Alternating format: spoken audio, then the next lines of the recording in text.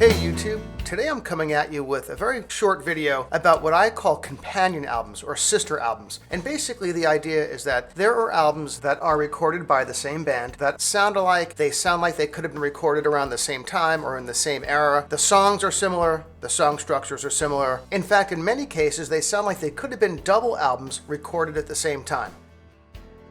Okay, so the first two albums I have here are Van Halen One, released in 1978, and Van Halen Two, released in 1979, both produced by Ted Templeton. They were recorded only about a year apart. Very similar sound, a similar vibe, even though I think Van Halen One is the stronger album. As far as the overall production and Eddie's guitar tone, they're virtually interchangeable.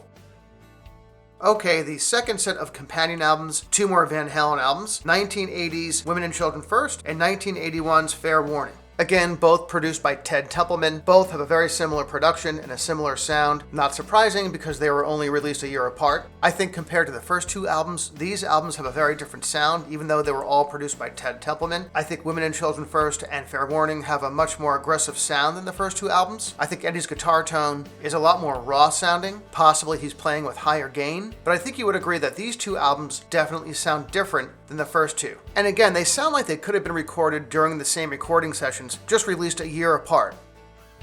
Okay, the third set of companion albums, I have Metallica's 1984's Ride the Lightning and 1986's Master of Puppets, both produced by Flemming Rasmussen. I think they both have a very similar sound and vibe compared to the first album, Kill 'Em All, or the album that came after, And Justice for All. Again, these albums were released 2 years apart, but they sound like they could have been recorded during the same recording sessions.